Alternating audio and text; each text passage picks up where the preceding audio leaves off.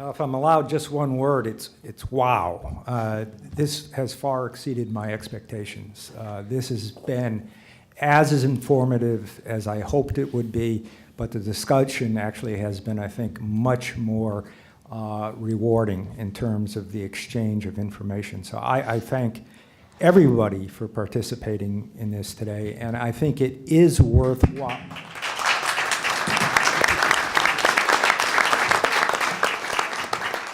I think the mix of having local officials asking questions of people who have done it in other communities, finding out what's worked and what hasn't, is really the way to go, and we probably need to do more of these in the future.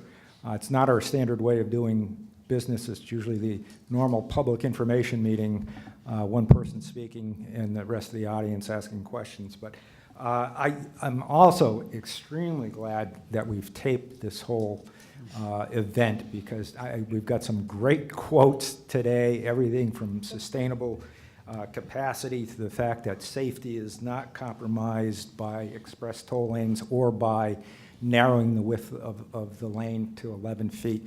Some really useful information. Some things I think were answers to questions I've received and haven't been able to answer as I've been out talking to some of the business councils. So thank you very much on that. Jim, last you asked a question about the width and whether or not you could actually do something like this on the Connecticut Turnpike or I-95. We're starting to do a preliminary analysis of just how much right-of-way we have.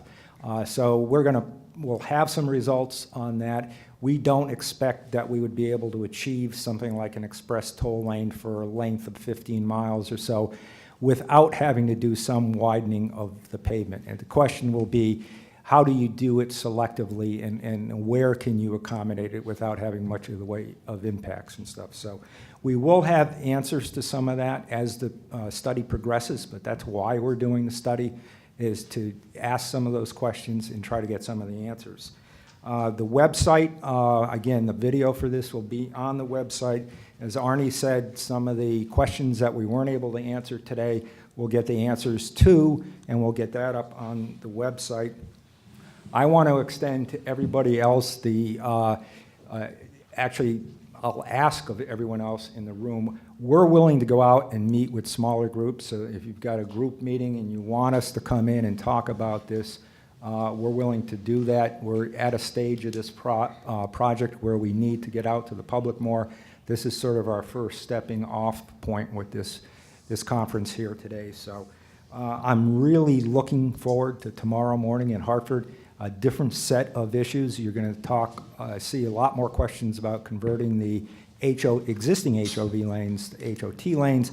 You're also going to be looking more at the option for I-84 viaduct, where we've got to replace a 50-year-old structure of whether or not we toll the entire structure, not just an express toll lane. So different set of questions. Congestion isn't as bad, but you won't get that opinion tomorrow when you're there, so be aware of that. So thank you, everyone. Thanks to the consultant team, the DOT staff that have worked on this, and all of the panelists, and everyone in the audience.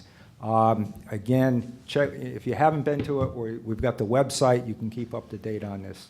And I forget the name of the website. Is it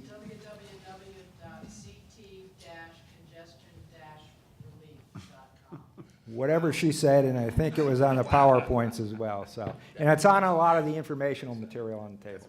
Thank you very much.